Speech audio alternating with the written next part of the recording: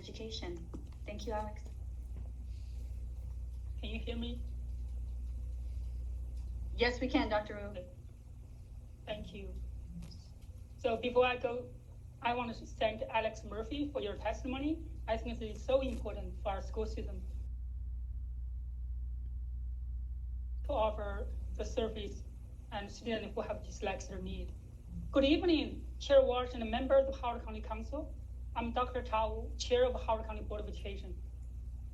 On behalf of the entire board, I appreciate this opportunity to present the testimony on the board's FY 2022 budget request and to advocate for children attending our public schools. We recognize that the county faces steep challenges in allocating limited funding among the school system and all other county agencies, and that the COVID-19 pandemic intensifies the fiscal pressures on the county.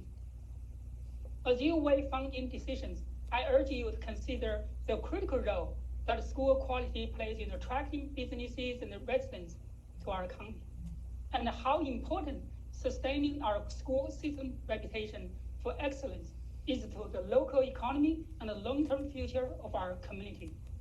More importantly, we share a profound obligation for ensuring every child in our community has full opportunity to thrive and prepare for lifelong prosperity and well-being.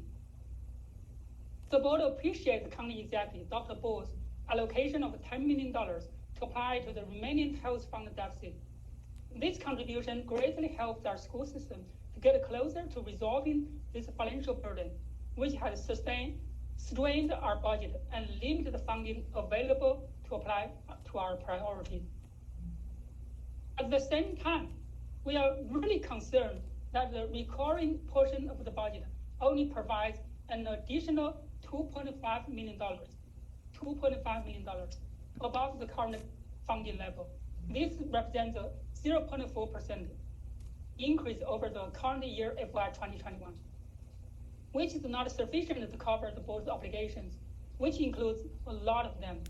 For example, not enough to cover enrollment growth, not enough to meet a critical shortage in special education, not enough to cover staff compensation increase in health care, not enough to maintain the investment that were made to bring our system to 1-to-1 student technology ratio, nor to strengthen our cybersecurity safeguards, nor not enough to make an investment to improve essential reading skills and dyslexia interventions, or to build student mental health support to meet a growing need that has become even more urgent during the pandemic.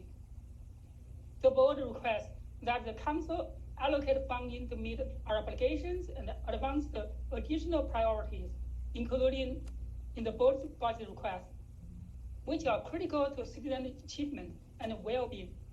At the very least, a stronger starting point would be to provide our school system the comparable 2.6% increase allocated for other county educational entities and other agencies, which also aligns with the county revenue increase rate, which projected some time ago.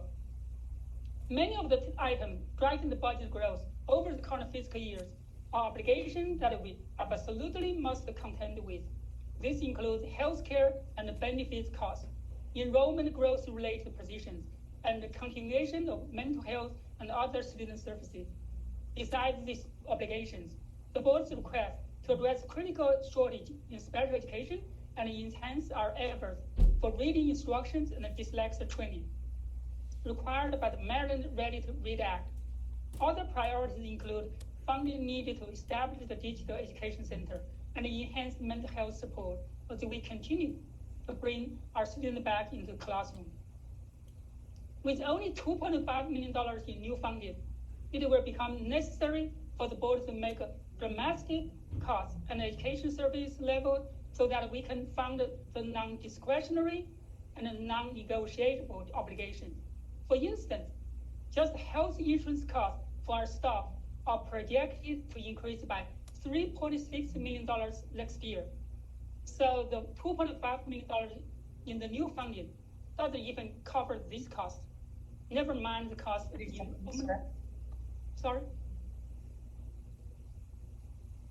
Is that the 30-second mark? Yes, it was. Okay, yeah. The board has had to make a tough decision in the last 4 years, reducing spending by increasing class sizes, cutting services in the program, and eliminating central office positions.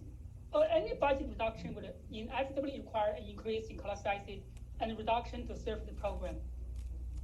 The board and the superintendent greatly value the strong support and commitment to our students that have always been evident among the members of our county council.